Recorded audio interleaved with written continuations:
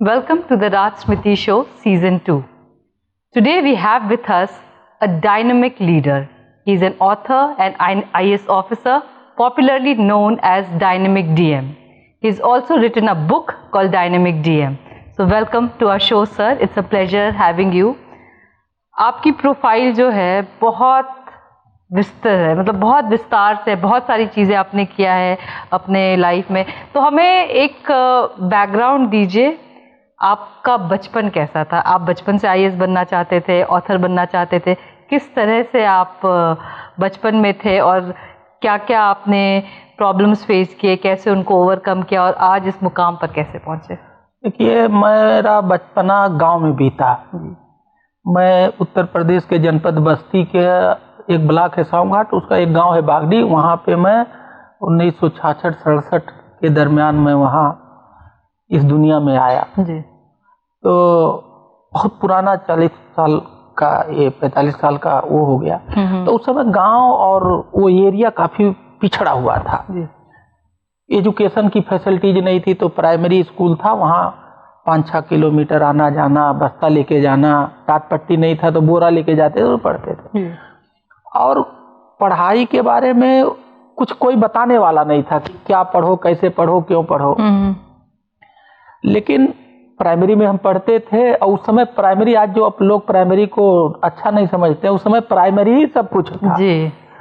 तो प्राइमरी में जब पढ़ते थे तो हमारे फादर जो है, बेसिकली हमारी फार्मिंग फैमिली है जी. तो हमारे घर पे खेती बाड़ी होता था, पूरे गांव में, पूरे समाज में हुई था. मेरे फादर वेटनरी कंपाउंडर थे और ब्लॉक में नौकरी करते थे. तो ब्लॉक में बीडीओ होता है, डॉक्टर्स होते हैं, एनिमल वाले डॉक्टर होते हैं, पशु चिकित्सक, चिकित्सालय होता है, सीएससी होती है, एसडीएम, सीओ और सीडीओडीएम आते रहते. तो मेरे फादर को ये बात पता था कि एडमिनिस्ट्रेटिव सर्विसेज क्या होती है. और शुरू से ही मैं पढ़ने में, जैसे होता है प्राइमरी स्कूल में, मैं पढ़ने में तेज था, क्लास में अच्छा रहता. तो उन्होंने ये मोटिवेट किया मुझे कि आप जो है एडमिनिस्ट्रेटिव पढ़िए, तेज हो ही, और एडमिनिस्ट्रेटिव सर्विसेज में. तो उन्होंने मेरा मेंटल मेकअप किया. अब वो इस दुनिया में नहीं है, कोरोना में उनकी डेथ हो गई, लेकिन इसका क्रेडिट उनको जाता है. अब जहां तक रही संसाधन का अभाव, तो देखिए गांव में अभाव हर चीज का होता था. हमने गरीबी में तो जिया नहीं है, लेकिन गरीबी को कभी कभी मैं, क्योंकि पैसा बहुत ज्यादा नहीं था, लाइवलीहुड के लिए पैसा था, लेकिन ये नहीं था कि बहुत सारी. जैसे हमने अपने फादर से कहा हमें साइकिल चाहिए, तो हमारे फादर ने हमें साइकिल नहीं दिया. ठीक है, वो खुद ही साइकिल से चलते थे जी. तो उस समय साइकिल नहीं दिया. मेरे फादर ने कक्षा 8 तक मुझे फुल पैंट नहीं बनवाई. उनके दिमाग में कुछ आइडिया रहा होगा, मेरे भलाई में ही था. तो ये अभाव था. हम लोग दिन में, गर्मी में, ये एसी, कूलर, पंखा, हमारे घर में बिजली तो था नहीं था. बिल्कुल. तो हमारे गांव में एक बहुत बड़ा तालाब था और उसका पानी इतना अच्छा था, बहुत बड़ा तालाब, कि दोपहर में हम लोग पूरा गांव उसी में 2-2 घंटा गर्मी में रहते थे. वो एयर कंडीशन नेचुरल था. और गर्मियों में जो हर घर के अगल बगल पीछे पेड़ थे, बड़े बड़े आम के, महुआ के, उसी के नीचे चारपाई डाल के पूरा गाँव सोता था. वो पेड़ एयर कंडीशन का काम करता था. आज तो दुनिया काफी बदल गई है. तो इन सब परिस्थितियों से मैं निकल के आया हूँ. और इन विषम परिस्थितियों में जो मैंने अपनी लाइफ शुरू की और जो वहाँ जीने में मैंने संघर्ष किया, वहीं से हमें ताकत भी मिली है. संघर्ष ही ताकत बनाती है. तो गांव में ही आपने पढ़ाई की, आपके पिता से आपको ये डायरेक्शन मिला कि भाई आईएएस ऑफिसर बनना चाहिए या एक एडमिनिस्ट्रेटिव जॉब के लिए आपको ट्राई करना चाहिए. तो तैयारी कैसे की? बहुत सारे बच्चे हैं जो आज के टाइम में आईएएस बनना चाहते हैं, करना चाहते हैं, बट इतने कोचिंग इंस्टीट्यूट्स वगैरह होने के बावजूद भी सही डायरेक्शन बहुतों को नहीं मिल पाता है. तो आपने कैसे पढ़ाई शुरू की आईएएस बनने की, और कैसे आपकी पोस्टिंग हुई, कैसे आपने एग्जाम क्रैक किया, उसके बारे में कुछ बताइए. देखिए, ऐसा है कि कक्षा 8 तक तो मैं घर से पढ़ा, और उस समय 9th में एडमिशन लेना, तो कक्षा 8 में एक इम्तहान होता था. उसको बोलते थे एकीकृत छात्रवृत्ति परीक्षा.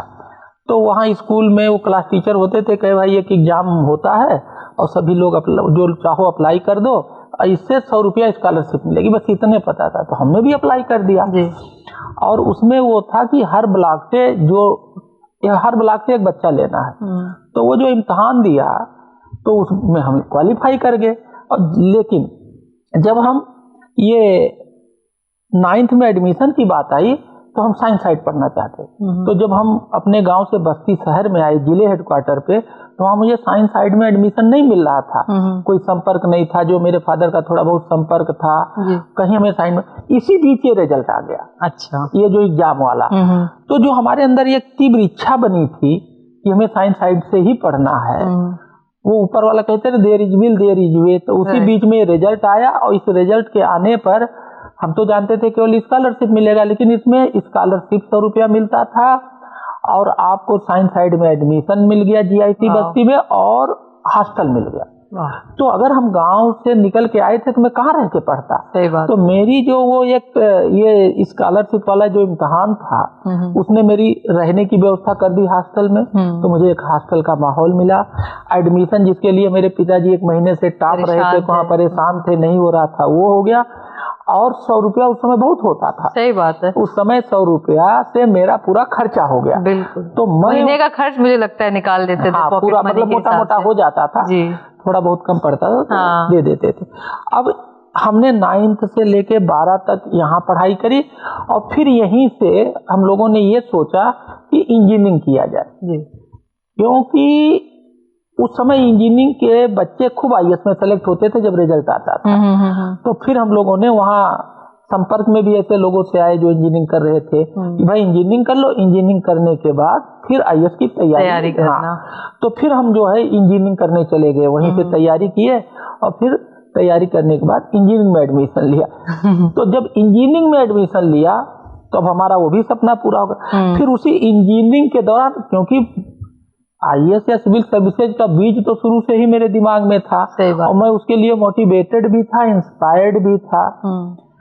क्योंकि इस दौरान जब कोई न्यूज आती थी डीएम की, एसडीएम की, किसी अधिकारी की, इस तरह की, तो उनके प्रति एक अलग भावना, वो हमारे लिए एक सपना था। सही बात है। तो कभी कोई पीसीएस अफसर मिल गया या कहीं कोई देखने को मिल गया, कहीं डीएम बाढ़ में दौरा कर रहे हैं, फोटो छप गया न्यूज में, तो वो सब बड़ा एक अपने अमेजिंग और लगता था, ग्लैमरस लगता था। प्राइड वाली भी बात होती थी कि अगर हम भी होंगे, तो वो एक छाप बन गया था। तो जब हम गए और बीटेक कर रहे थे तो हम सैटरडे संडे को पढ़ाई शुरू किए। किसकी? इसकी तैयारी। अब तैयारी कैसे, हमें तो कुछ बताने वाला नहीं। तो हमने कैसे किया कि जब हर साल आईएएस का वो होता था, रिजल्ट आता था, तो 5-6 दिन टॉपर लोग बताते थे। उस समय सोशल मीडिया नहीं था। तो वो दैनिक जागरण, अमर उजाला या इस तरह पेपर वाले छापते थे, क्या पढ़ो, तो सब लोग कहते थे एनसीईआरटी किताब पढ़ो, प्रतियोगिता दर्पण, ऐसे उस समय ऐसे 5-6 मैगजीन आती थी।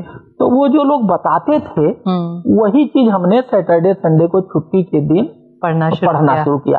तो अब क्या हुआ, हमारा धीरे धीरे इंजीनियरिंग तो हम कर ही रहे थे, हमारा सिविल सर्विसेज का बेस बनने लगा। क्या उसकी तैयारी शुरू हो गई थी और बेस बनने लगा। और हर साल वो रिजल्ट आता था, बताते थे, कुछ पढ़ते थे, फिर डिस्कस, मतलब उसमें भी हमने इसके लिए आईएएस के लिए कोई कोचिंग नहीं करी। ये बहुत बड़ी बात है। मतलब आज के टाइम पे चाहे वो इंजीनियरिंग हो या मेडिकल हो या आईएएस हो, कोचिंग एक इतना बड़ा बिजनेस बन गया और सबको लगता है कि कोचिंग इंस्टीट्यूट अगर हम चले जाएंगे तो फिर हम तो क्वालिफाई कर जाएंगे। बट 90% बच्चे ऐसे होते हैं कि कोचिंग करने के बावजूद भी क्रैक नहीं कर पाते हैं। और मैं आपकी पुस्तक पढ़ रही थी, उसमें आपने लिखा है एक जगह कि कैसे बचपन में आप पूरी साइकिल खोल देते थे और फिर उसको बना देते थे। तो आई थिंक इंजीनियरिंग का कीड़ा या चीजें बनाने का, संवारने का, सही करने का चीज आपके अंदर बचपन से था। हाँ, देखिए उस समय तो वो मेरे लिए गेम था या बचपना कहिए। हाँ। बचपने में खुराफात होती है ना, तो वो मेरा जो दिमागी खुराफात था। साइकिल थी मेरे बाबा की पुरानी, तो जब होता तब मैं पूरी साइकिल को एक खोल देता था। लेकिन अब साइकिल को जोड़ के बनाना है तो मुझे ये उस समय, मुझे अब याद करता हूँ, ये रहता है अरे अगर ये कहीं भूल गया, वो नट नहीं जुड़ा तो साइकिल नहीं जुड़ेगी, तो डांट खाएंगे। लेकिन एक करते, इसका मतलब अब वो देखते हैं कि उससे मेरे वो एक लॉजिक याद, कैसे सीक्वेंस होता है, कैसे कोई काम बिगाड़ो और कैसे फिर बनाओ। तो वो चीज इंजीनियरिंग वो जो होता था वो कहीं न कहीं एक मेरा कहते हैं इंटर्नशिप था, लर्निंग थी खेल में। जो कि अब हम लोग नहीं करते हैं। सही बात है, नहीं करते। आज के बच्चे अगर कुछ ऐसा करे तो गार्जियन पहली बात तो करने नहीं देगा और उसको अलाउ नहीं, तो उसका मतलब कि हमने उसके प्रैक्टिकल नॉलेज को ब्लॉक कर दिया। सही, एक्सपेरिमेंटेशन बंद हो गया है एक तरह से। आपकी लाइफ जो है एक परफेक्ट एग्जाम्पल है लाइफ लॉन्ग लर्निंग की, सेल्फ लर्निंग की। मतलब गांव से पढ़ाई करने के बाद भी आप अपने ड्रीम्स को आपने पूरा किया और यूएस तक गए, वहाँ पे भी आपने अच्छी शिक्षा प्राप्त की, टॉप यूनिवर्सिटीज़ के आप पार्ट हुए। तो बहुत सारे बच्चे ऐसे भी होते हैं जो चाहते हैं पढ़ना करना, बट शायद डायरेक्शन नहीं मिलता है या कभी कभी रिसोर्सेज नहीं होते, उनको ये नहीं पता होता है कि कैसे हम स्कॉलरशिप वगैरह अप्लाई करें या कैसे हम जाए। तो वो एक एक्सपीरियंस आप बताइए कि कैसे आप अमेरिका पहुंचे और वहाँ पे भी अच्छे कॉलेजेस में आपने पढ़ाई की। देखिए ऐसा है कि हमारे आप और सबके एक सोच बनी हुई है जी कि अच्छा काम, बढ़िया काम, नया काम करने के लिए पद, पैसा, पावर। जी बिल्कुल, ये सभी लोग सोचते हैं। हाँ। जबकि ये सच्चाई नहीं। सच्चाई क्या है? अच्छा काम, नया काम, बढ़िया काम करने के लिए एक अच्छी सोच, एक अच्छी नीयत और एक अच्छी विचारधारा की जरूरत है। इस बात की पुष्टि में मैं 2 उदाहरण देता हूं। मैं अक्सर अपने लेक्चर में ये बात कहता हूं। माननीय प्रधानमंत्री जी हमारे इसके वर्तमान में सबसे बड़े, इनके पास, माननीय प्रधानमंत्री जी के पास कौन सा पद, पैसा, पावर था? माननीय नरेंद्र मोदी जी। आज देखिए कहाँ है। दूसरा उदाहरण मैं बाबा रामदेव का देता हूँ। बाबा रामदेव की शुरुआत देखिए, आज कितनी बड़ी कंपनी है। तो अच्छा काम, बढ़िया काम, ऊंचाई पे जाना है, इसके लिए पद, पैसा, पावर की जरूरत नहीं है, जो कि हर आदमी सोचता है, गलत सोचता है। उसके लिए एक अच्छी नीयत, एक अच्छी सोच की जरूरत। बहुत बड़ी बात आपने कही। अब रही बात हमारा क्या था, हम चूंकि गांव में थे तो हमने सबकी, लेखपाल क्या करता है, सचिव क्या करता, गांव में कैसे झगड़ा होता है, मुझे पूरी चीज चूंकि मैं देखता था, मैं सेंसिटिव था, कैसे लेखपाल होता है, स्कूल में क्या दिक्कत, वो जितनी गंदगी थी और जितनी अच्छाई थी वो सबने हमने देखा, वो मैं भूला नहीं। और हमेशा कुछ आगे बढ़ने की लालसा बनी रही मेरे साथ। यह है कि हमेशा कुछ अच्छा करते रहो, कुछ हटके करते रहो। तो जैसे 7-8 साल जब हो गया तो मैं नौकरी का जो एक चस्का था, चार्म था, धीरे धीरे होता ना, कोई चीज मिलती है तो अच्छा लगता, धीरे धीरे में मजा आता है, उसका चार्म खत्म होता। फिर एक स्कीम आई थी बसपा सरकार थी कि जो अधिकारी हैं वो जो है अगर कहीं प्राइवेट में जाना चाहें तो उनको उनकी नौकरी भी बनी रहेगी, आधा वेतन मिलेगा। तो हमने उसमें सोचा कि अब तो पब्लिक के लिए कुछ प्राइवेट में आजमाया जाए। तो मैंने उसमें सोचा कि अगर प्राइवेट जाना है तो कहीं अच्छी डिग्री चाहिए। तो मेरे पास कोई अच्छी डिग्री, तो हमने देखिए, हमारा ड्रीम ऐसे बनता कि टॉप 10 यूनिवर्सिटी से एमबीए करना चाहिए। अब जब उसमें लगे कि एमबीए करना चाहिए तो उसके लिए जीमेट चाहिए। हमारी इंग्लिश कमजोर, जीमेट का इम्तिहान दिए, स्कोर अच्छा नहीं आया, और ये जो एमबीए करने का सपना था ये फिर हाँ, मतलब ये सोच आई, बीज तो पड़ गया लेकिन वो पूरा नहीं मतलब हुआ। यूके और यूएस जाने के लिए तो जब तक आप आईएलटीएस और जीमैट, जीआरई वगैरह नहीं क्लियर करते हैं तो फिर इसी बीच मेरे एक सीनियर हैं जो कि योगेश्वर राम मिश्रा साहब हैं, इस समय बस्ती में कमिश्नर हैं। ये बाहर से 1 साल पढ़ के आए थे। एक डीओपीटी की एक ट्रेनिंग स्कीम होती है, नाम है ट्रेनिंग लेकिन वो डिग्री मिलता है।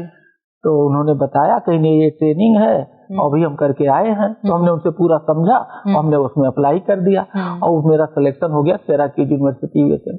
मतलब वो जो मेरा सपना था, जो बीज पड़ा था डॉर्मेंट स्टेट में था, क्योंकि एक इच्छा थी, अचानक वो मेरा सिलेक्शन हो गया। वो कहते हैं ना कि अगर आप कुछ बनना चाहते हैं तो पूरी कायनात कोशिश में लग जाती है, तो आपको बस वो एक सपना देखने भर की जरूरत होती है और वो पूरा हो जाता है। तो आपके साथ हर फेज ऑफ लाइफ में शायद ऐसा होता रहा और उसको आपने हार्ड वर्क के साथ कॉम्प्लीमेंट किया हमेशा। हाँ, अब आप ये देखिए, जैसे मेरा वहाँ 9th में इम्तिहान नहीं दे रहा तो इम्तिहान ने साथ दिया।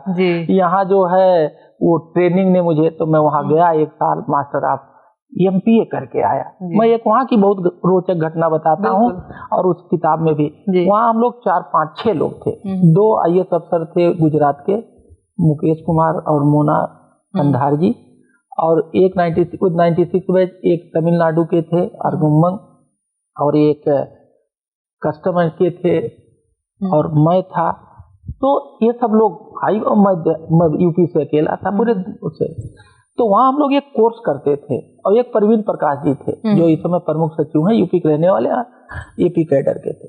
तो हम दोनों एक ही रूम में, वहाँ सब एक ही वो हाँ। तो एक कोर्स लिया। अब मेरी इंग्लिश कमजोर और मैं पीसीएस से, वो लोग आईएएस थे। एक कोर्स में एक सब्जेक्ट लिया गया यूएन का, उसके प्रोफेसर यूएन में थे और रिटायर होने के बाद भी पढ़ा रहे हैं।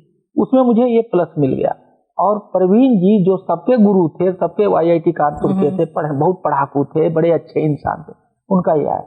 तो वो 2 दिन उनको नींद नहीं आई डिस्टर्ब। इस कहानी को मैंने इसमें लिखा है आपने जी। हाँ, तो मैं कभी सपने में नहीं सोच सकता था कि प्रवीण जिसके सहारे हम वहाँ हैं, वो इसके पहले, मैं तो पहली बार आउट ऑफ कंट्री गया था, वो बहुत कंट्री और बहुत पढ़ाकू और बड़े लर्नेड, मतलब he is a perfect man in my eye, still we are very good friends of each other.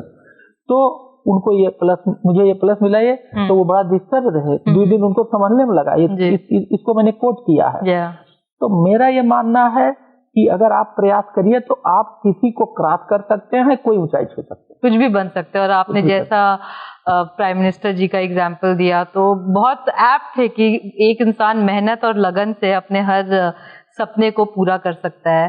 तो जो आपका डीएम का जो सफर रहा, जब आपकी पहली पोस्टिंग हुई, उसके बारे में कुछ बताइए। कैसे, क्या क्या चैलेंजेस आए और कैसे आपने फेस किया, कैसे चीजें करना शुरू किया? क्योंकि इस बुक में भी आपने इतने अच्छे अच्छे बेहतरीन एग्जाम्पल्स दिए हैं जिस पे हम आगे आएंगे। बट जो होता है ना कि जब पहली बार नौकरी ज्वाइन किया, जब फर्स्ट डे ऑफ पोस्टिंग था, उसके बारे में कुछ बताइए। देखिए, जब हम पहले तो हम शुरुआती दौर में एनटीपीसी में इंजीनियर रहे। करीब 15 मार्च 1993 को मैंने ज्वाइन किया था और 17 जुलाई को मैंने रिजाइन कर दिया 94 को।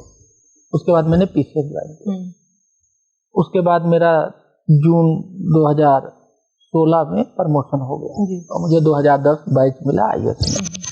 जहाँ तक बात डीएम की है, देखिए इस देश में 3 पोस्ट बड़ा पॉपुलर है, पीएम, सीएम और डीएम। इन तीनों पोस्टों में जो जनता के सबसे नजदीक रहता है वो है डीएम जी, और जनता में लोकप्रिय भी है। उसके पीछे कारण है, क्योंकि जनता को डीएम रातों दिन कुछ ना कुछ देता है, उसकी समस्या हल करके दे दिया, स्कीम दे दिया, स्कॉलरशिप दे दिया, मतलब जनता के लिए वो एक भगवान है, एक तरह से होता है ना, राजा वाली। आज भी जनता को ये पता है कि अगर उसके सामने किसी भी तरह कोई समस्या है, डीएम के पास चले जाओ, हल हो जाएगा। तो जब मैं डीएम बन के जा रहा था तो लोग तो खुशी से जा रहे थे, लेकिन यार हम तो डीएम हो गए, उनके अंदर उल्लास है। लेकिन मैं जब यहाँ से चला और मादा के रास्ते में था 4 घंटे, तो मैं बहुत परेशान था। मेरी परेशानी ये थी कि ये डीएम की कुर्सी बहुत बड़ी होती है जी। क्या मैं ये डीएम की कुर्सी के साथ न्याय कर पाऊंगा? क्या मैं डीएम गिरी में सफल हो पाऊंगा? ये मैं लड़ता गया, कहाँ से, यहाँ से बांदा तक। मैं बहुत परेशान था रास्ते में। एक रिस्पॉन्सिबिलिटी होती है आपके ऊपर। हाँ, वो मतलब उस जिम्मेदारी को लेकर के मैं अपने आप अंदर से लड़ रहा था कि मैं चला पाऊंगा, कर पाऊंगा, फेल तो नहीं हो जाऊंगा। तो ये जो मेरी लड़ाई थी, जो मैंने एक चैलेंज के रूप में, ये 4 घंटे जो मेरे अंदर चैलेंज बना, वो चैलेंज, जब आप किसी चीज को चैलेंज लोगे ना तो फिर आप प्रयास करने लगते हैं। बिल्कुल, बिल्कुल। तो वो जो मैं तो इसको कहता हूँ, ये मेरा इंटर्नशिप था डीएम का जी। जब कोई जाता ना तो मैं वहाँ, ये मैं मान के नहीं चलता था मुझे कुछ आता है या कुछ था, मैं सीखने में लगा रहता था और जो रिजल्ट आता था उसी से देखता था मैं कामयाब हूँ नहीं हूँ। जैसे पानी की समस्या आई तो उसको प्रयोग करता गया, लोगों से पूछता गया। दूसरी बात है, मुझे कहीं कोई अच्छी बात किसी से मिल जाए तो मुझे ये शर्म नहीं है कि वो किस स्तर का, गांव का कोई अच्छा आदमी बताएगा तो मैं उसको लेकर के लागू कर दूंगा। मैं कहूंगा, हल्ला भी करता हूँ, देखो इसने बताया, मेरा नहीं है। हमारे यहाँ लोग क्या करते हैं, दूसरे का आइडिया लेंगे, दूसरे काम लेंगे और चोरी करके अपना नाम लगा लेंगे। आप इस किताब में देखिएगा, हर चैप्टर में मुझे जिसने जो भी सुझाव दिया है उन सबका मुझे नाम है। For example, times of India की सैलवी शारदा पत्रकार है यही लखनऊ में। जब मैं जा रहा था तो उसने कहा, भैया आप कलेक्टर हो गए हैं, बांदा में मेल न्यूट्रिशन की बहुत बड़ी समस्या है और ये किसी को नहीं पता। और मैंने एक न्यूज लिखा था, यूनिसेफ ने एक प्रयोग किया था। हमने कहा मुझे वो न्यूज भेजो, उसने मुझे न्यूज भेजा और फिर मैं वहां जाकर के पता किया तो उसकी बात 100% सही थी। तो फिर मैंने उस प्रयोग जो हुआ था उसका अध्ययन किया और एक प्रोग्राम बना करके एक ब्लॉक से पूरे ब्लॉक में लागू किया। और जो हमने ये चैप्टर लिखा है, मैंने यही कहानी से शुरू किया है, मैंने शारदा के ही नाम से वो चैप्टर शुरू किया। तो ऐसे मैं जनता से सीखता था, जो मेरा नॉलेज था वो था हमारे विभागीय नॉलेज। मैं जनता के नॉलेज को, जनता की ताकत को और जनता के लीडरशिप को आगे रखता था, अपने को पीछे रखता था। तो मैंने ऐसे पब्लिक पार्टिसिपेशन, जन सहभागिता से काम किया, यही मेरे सफलता का राज है। और अब जनता को जोड़ने के लिए आपको देहाती बनना पड़ेगा, जनता के लेवल में जाना पड़ेगा। अगर आप अपने को बड़ा इगोइस्ट कि हम बहुत बड़े अधिकारी हैं और हमें बहुत आता है, और आप दूसरे का नॉलेज चोरी करके अपना बताएंगे तो जनता से नहीं जुड़ेगी। आपको उन्हीं की भाषा बोलनी पड़ेगी, उन्हीं के जैसा वो दिखते हैं उनके हिसाब से आपको होगा, अदरवाइज नहीं, वो रिलेट नहीं कर पाएंगे, अपनी चीजें बता नहीं पाएंगे खुल के। एंड आई थिंक कहीं ना कहीं आपने वो चीज बैलेंस करके रखी। तो हम क्या करते थे, हम 3 चीज का बहुत प्रयोग करते थे, भाषा, वेशभूषा और भोजन। जी बिल्कुल। भाषा, वेशभूषा और भोजन। स्थानीय भाषा, भाषा में कल्चरल एक्टिविटी, उनकी लैंग्वेज। वेशभूषा में जैसे देहाती जिला था तो मैं टाई वाई बांधता था, तो चद्दर लपेट लेता था, मफलर। और मैं कहता था मैं किसान का बेटा हूँ, मैं आपके बीच का ही हूँ, मुझे वो वाला पूरा अलग मत समझ। तो उनको लगता था अरे ये तो अपने घर का कलेक्टर है, तो मेरी बात को सुनते थे, मेरी बात मानते थे। और भोजन, अब हम जा रहे हैं गांव में, वहाँ कहीं लाओ पापड़ लाओ या पिज्जा लाओ, तो वो फिर हमारा कनेक्ट नहीं बन पाता। तो भाषा, भोजन और वेशभूषा, इन स्थानीय स्तर के इन तीनों चीजों का मैंने भरपूर प्रयोग किया, और उससे हमारे और जनता के बीच जो गैप होता है वो बिल्कुल जीरो हो गया। मैं देखिए, अधिकारी सोचते हैं कि उनका काम, मतलब हम लोगों को ये गलत फहमी है कि हम जो है एडमिनिस्ट्रेशन पावर ऑफ पनिशमेंट से करेंगे, लेकिन पावर ऑफ पनिशमेंट से काम नहीं होता है, काम होता है पावर ऑफ प्यार से। तो मैं जो है हमेशा पावर ऑफ प्यार का पुजारी हूँ। मैं लोगों को प्यार से जोड़ता हूँ, और उनसे प्यार से जोड़ने के बाद उनका कंट्रोल मेरे हाथ में आ जाता है और मेरी बात मानते हैं। 90% लोग हम तुम्हें तो काज नोटिस दे देंगे, तुम्हें एडवर्सिटी देंगे, धमकाते हैं, पनिशमेंट पे बिलीव करते हैं। पावर ऑफ पनिश, तो वो फिर दूरी बढ़ जाती है जी। हमारा रिवर्स है, हम पावर ऑफ पनिशमेंट को यूज नहीं करते, हम उसकी जगह पावर ऑफ प्यार यूज करते हैं। तो जनता हमसे जुड़ती है और हम उसमें जनता में मिक्स हो जाते हैं।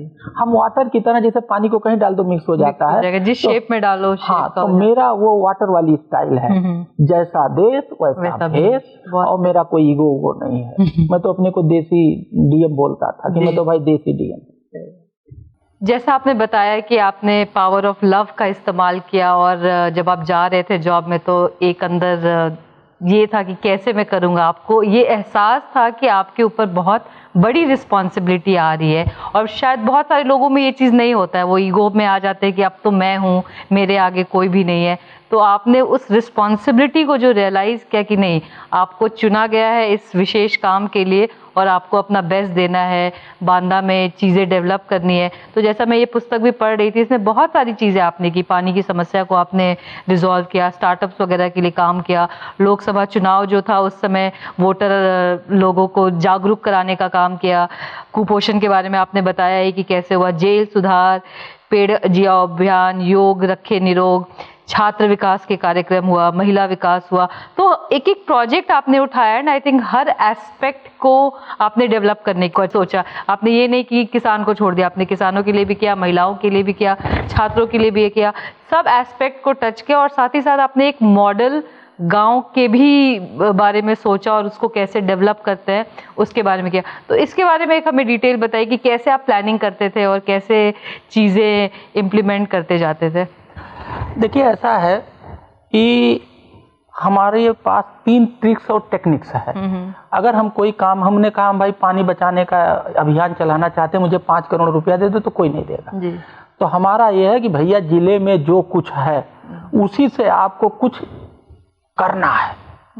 तो हमारा पहला टेक्निक है कि involving stakeholders, all stakeholders.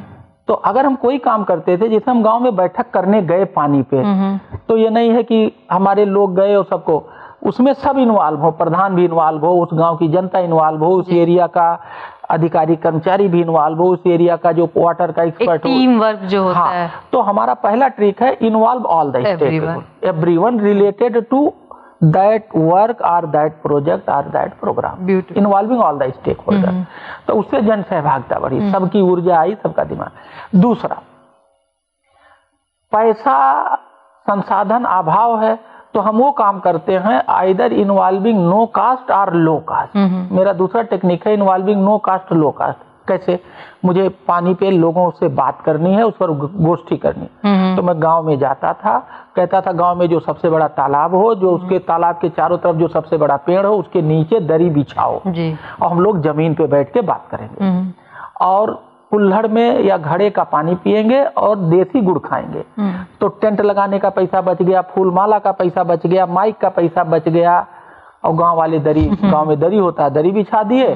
तो वो जो ताम झाम नाटक और ये सबसे हम दूर कर, तो ये क्या हुआ, लो कास्ट या नो कास्ट, तो हमें पैसे की जरूरत ही नहीं है। तो हमारी दूसरी टेक्निक है कि हम वो कोई काम करते हैं तो उसमें जो काम करते हैं, एक्शन करते हैं, वो लो कास्ट वाला होगा या नो कास्ट वाला होगा। ये दूसरा टेक्निक।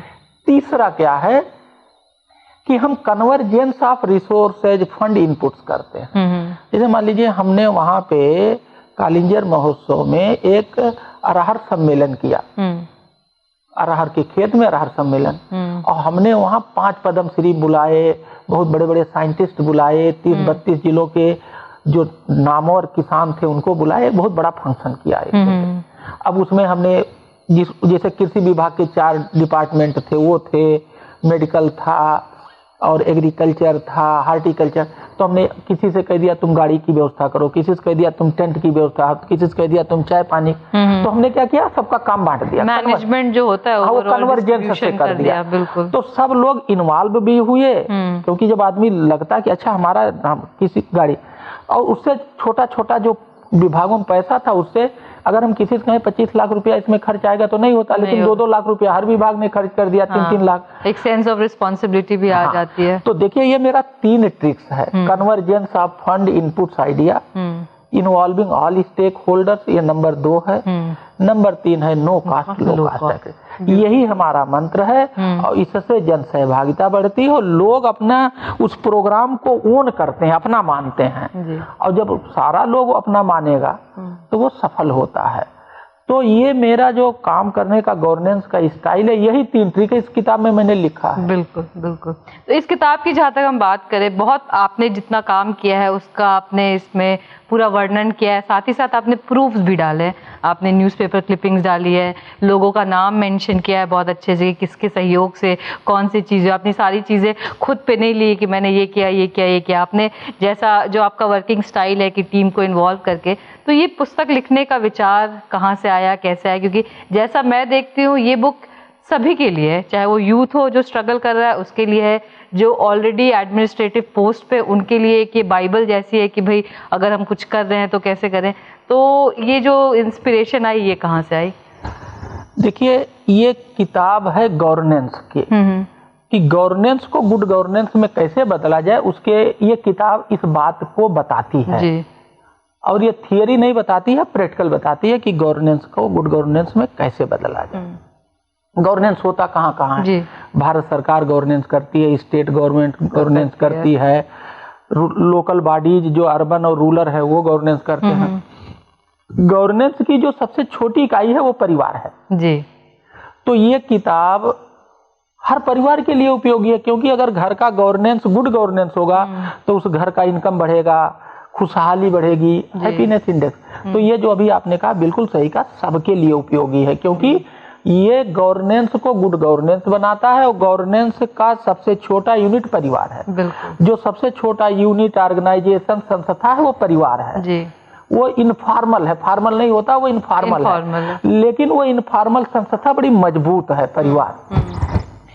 ये किताब लिखने की बात यूं आई कि जब वहां हम काम कर रहे थे तो जब कोई अच्छा काम करो तो कहीं ना कहीं से वो फैलता है। बिल्कुल। और सबसे ज्यादा अट्रैक्शन जो सबसे ज्यादा ये अट्रैक्ट करता है मीडिया वालों को, क्योंकि मीडिया वाले कहते हैं हमें कुछ ऐसा काम चाहिए जो हटके हो, थोड़ा नया हो, घिसा पिटा यूनिक हो। हाँ। तो मीडिया वाले बहुत आते थे। मादा वैसे भी परेशान जिला है पानी के चक्कर में और बाकी समस्याओं तो वहाँ न्यूज वाले आते थे। जब ये मेरा काम हम सुनते थे तो वो मुझसे कहते थे साहब इसमें ये बता दीजिए वो बता दीजिए, कैसे, तो हम कितने लोग बताते जी। तो हमने इसमें एक इनोवेटिव बांदा नाम की किताब छापी, बुकलेट बनाई जी। तो उसमें उसका पहले कुछ फोटोग्राफ दे दिया, उसका पूरा डिटेल दे दिया, वो किताब जो आता था दे देते थे। तो जब हम लोहार लोगों ने कहा साहब कि जब आप हट जाओगे तो बुकलेट खत्म हो जाएगी और हटने के 2 साल बाद आपको भी नहीं याद रहेगा कि आपने क्या किया, कैसे किया, क्यों किया, उसका आउटकम क्या रहा। तो वहाँ एक देवाशीष दास गुप्ता साहब है, प्रोफेसर हैं IIM में, उन्होंने मुझे कहा कि इस पर किताब बननी चाहिए। अब मुझे किताब लिखना तो आता नहीं, तो हमने कहा कि हमारे पास मटेरियल है, कोई लिखने वाला दे दीजिए, हम उसको पेड भी कर देंगे, अनपेड जैसा भी चाहे। इसको किताब लिखने में हम लोग इसमें 2-3 साल का प्रयास किए और किताब नहीं बनी। अच्छा। एक को हमने हायर किया, उसको कुछ एडवांस भी दिया, लेकिन वो नहीं बन पाया। तो मेरे एक मित्र है उमाशंकर, वो चलाते हैं अहमदाबाद इंटरनेशनल लिटरेचर फेस्टिवल जी। वो बहुत फेमस है, तो वो मेरे टच में आए। हाँ, वो मेरे टच में आए। उनसे हमने ये कहा भाई 2 साल से किताब लिखना चाहते हैं और मुझे नहीं आता है। हम बहुत लोगों से अप्रोच किए, पैसा भी दिए, एक हायर भी किए, नहीं हुआ। तो उन्होंने ये जो हमारी को ऑथर है कुमुद वर्मा जी, इनसे बात की। अच्छा। ये 3-4 किताब लिख चुकी थी, लेकिन इन्होंने एडमिनिस्ट्रेटिव किताब नहीं लिखी थी जो ये इस फील्ड का। तो उन्होंने कहा हम लिखेंगे, तो हमने उनको मटेरियल दिया तो उन्होंने फ्रेमिंग की। तो फिर ये हुआ कि वो कुछ मजा नहीं आया, किताब फ्रेमिंग हुई, लेकिन वो कुछ क्योंकि वो सारा फील नहीं आ रही थी। वो फील नहीं आ रही, तो सारा कुछ तो ये मेरे द्वारा मेरे ही पास था। तो ये फिर तय हुआ कि नहीं, ये किताब आप लिखिए, वो को ऑथर बने। तो फिर वो जो फ्रेम था, फिर उसको उस फ्रेमिंग में हम लोग धीरे धीरे रिफाइन करते गए, कंटेंट डालते गए।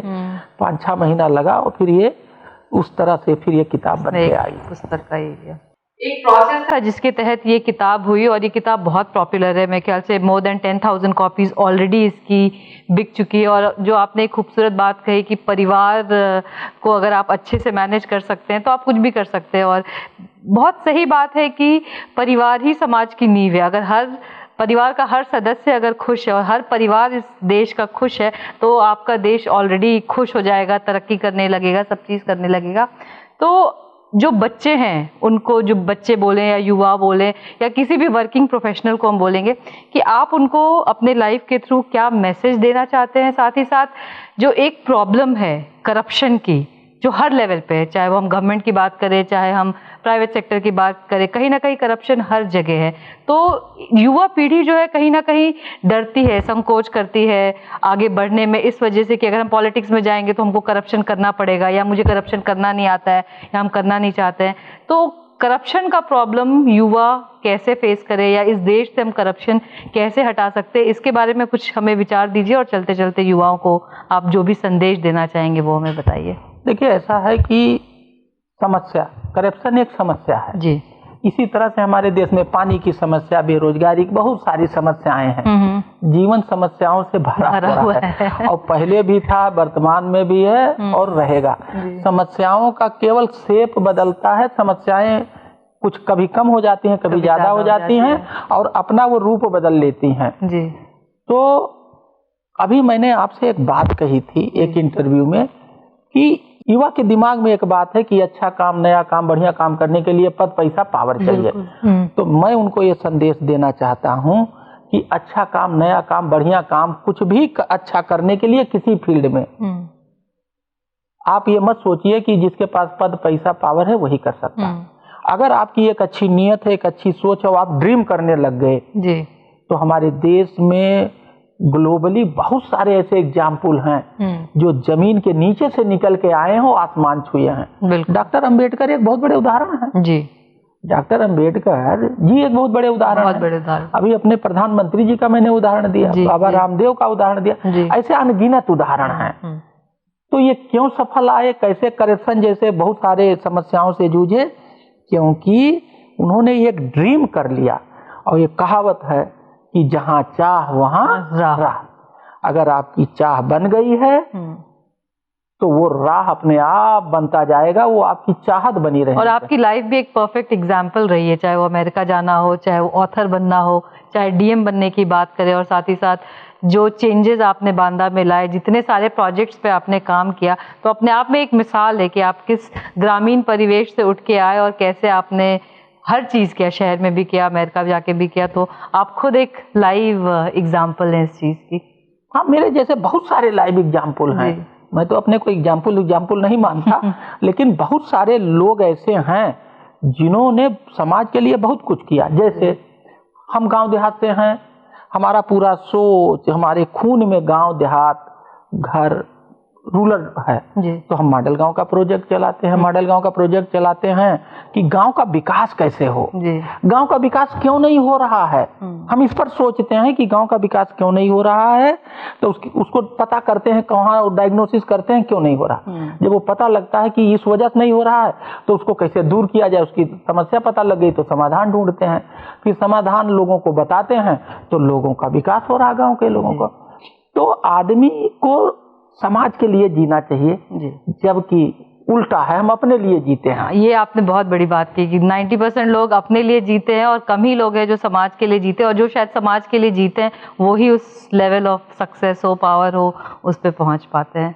तो बहुत बहुत धन्यवाद, आप आज हमारे पास आए और इतनी सारी अच्छी बातें शेयर की। आपके इस किताब को बहुत बहुत शुभकामनाएं, इसकी लाखों करोड़ों कॉपियां बिके, देश विदेश सब में ये पॉपुलर है। आई थिंक गुजराती में भी है। हाँ, ये किताब देखिए पहले हिंदी में छपा, फिर अभी हम लोगों ने गुजराती वर्जन में, गुजरात के RR पब्लिशर, बहुत पुराने पब्लिशर है, उन्होंने उसका हम लोगों ने लोकार्पण कर दिया, और हमारा इंग्लिश वर्जन में भी ये आ गया है। और अभी हम जा रहे हैं मसूरी, हम लोगों का प्लान है कि गुजराती वर्जन का ट्रेनिंग में लाल बहादुर शास्त्री एकेडमी में उसका इंग्लिश वर्जन का लोकार्पण करेंगे। तो मतलब ये क्योंकि बड़ी पॉपुलर हो रही है और लोगों की डिमांड आई कि इसको एक भाषा से ठीक नहीं रहेगा, हिंदी वाले तो हिंदी पढ़ लिए, अब मान लीजिए कोई इंग्लिश वाला है वो हिंदी नहीं जानता तो साउथ के लोग कैसे पढ़ेंगे, तो इंग्लिश के, तो प्रभात प्रकाशन ने हिंदी और इंग्लिश और RR सेठ प्रकाशन ने गुजराती, 2 वर्जन आ चुका है, तीसरा वर्जन 1 सप्ताह में आने वाला है। और ये अमेजॉन और फ्लिपकार्ट पर ऑनलाइन उपलब्ध है, and it is cheap too. ये 150 में, पहले 250 का कीमत था, ये 150 में ऑनलाइन मिल रही है। हाँ, तो सभी को ये किताब पढ़ना चाहिए और इसका लाभ उठाना चाहिए। एंड आई थिंक किसी भी एस्पेक्ट में आप हो, आप इसमें से शिक्षाएं प्राप्त करके अपने लाइफ में बहुत चेंजेस ला सकते हैं। तो thank you so much for coming, best wishes to you. Thank you आपको भी और आपकी टीम को भी कि आपने एक अच्छा डिस्कशन किया, इससे मुझे एहसास है कि समाज को कुछ ना कुछ फायदा मिलेगा। Thank you.